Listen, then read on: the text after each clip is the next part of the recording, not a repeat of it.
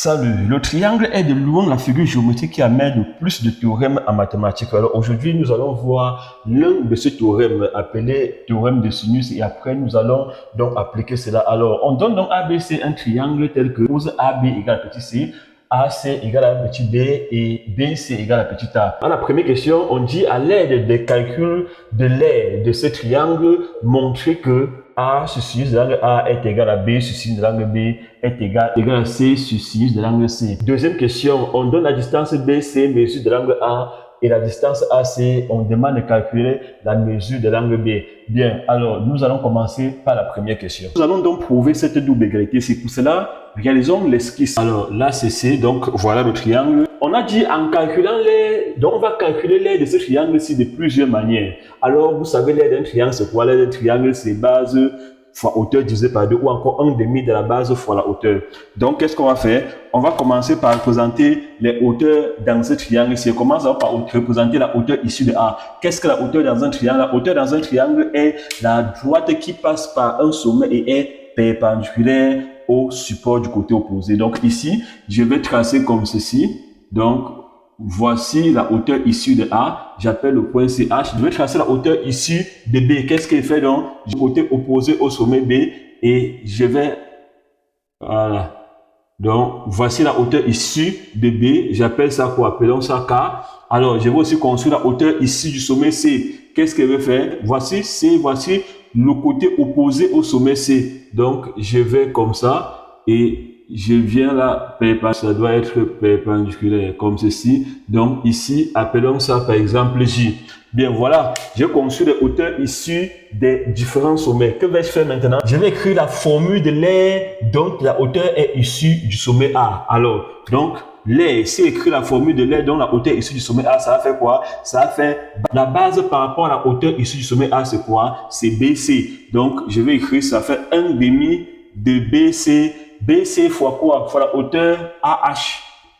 Alors maintenant, regardez bien, nous sommes dans le triangle AHB qui est rectangle en H. Le sinus de l'angle, ça fait côté opposé, c'est-à-dire AH divisé par l'hypoténuse qui est quoi? Qui est AB. AB fois sinus de l'angle B. Alors, je viens remplacer ici là, c'est égal à quoi? Donc, ça va faire 1/2 de quoi? BC. BC c'est quoi? BC c'est petit a. Je mets petit a fois AH. AH c'est quoi? C'est AB. AB c'est petit c. Donc ça fait petit c fois sinus de l'angle B. Alors voilà une première manière de calculer l'aire de ce triangle. Alors maintenant donc, on va se tourner vers une autre hauteur. Je peux maintenant prendre par rapport à la hauteur BK. Quelle est la base par rapport à la hauteur BH? C'est le côté AC. Donc l'aire, une autre manière de calculer l'aire là, ça fait donc quoi? Ça fait 1/2 la base. La base par rapport à la hauteur BK, c'est quoi? C'est AC. Donc, ça fait AC fois la hauteur, c'est quoi? BK. Alors, on va donc chercher à calculer donc BK. On va donc se résumer selon l'angle C là. Alors, que vous, sinus de l'angle C. Sinus de l'angle C, si. Nous sommes dans le triangle rectangle. Alors, si vous regardez bien le triangle CBK est rectangle en quoi? En K. Alors, dans le sinus, là, ça fait côté opposé. Côté opposé, c'est quoi? C'est BK. Donc, ça fait donc BK divisé par quoi? Par l'hypoténuse. L'hypoténuse, c'est quoi? C'est BC. Alors, ceci entraîne à dire donc que BK est égal à BC sinus de C. Alors, ceci devient donc quoi? Ça va faire 1/2 de AC. AC, c'est quoi ici là? AC, c'est petit b, fois BK. BK, c'est quoi? C'est BC, donc petit a.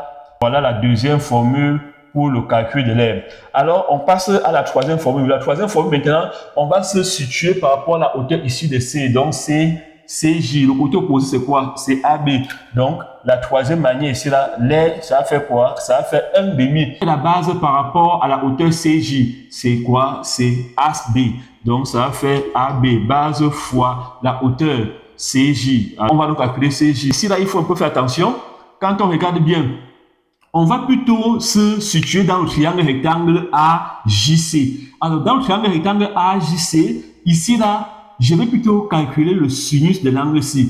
L'angle A dans le triangle AJC, c'est 180 moins l'angle. J'appelle l'angle AC, par exemple, alpha. Alors, 180 moins alpha. Donc, 180 moins la mesure de l'angle AC. C'est ça, l'angle là qui est là-bas. Alors, c'est égal à quoi? Ça va faire sinus, ça va faire côté opposé. Côté opposé à l'angle ici, c'est le côté CJ. Donc, ça va faire CJ divisé par quoi? Par hypoténuse, qui est quoi? Qui est AC. Alors, ceci entraîne AC fois sinus de ça. Alors, sinus de 180 moins alpha, c'est encore sinus de alpha.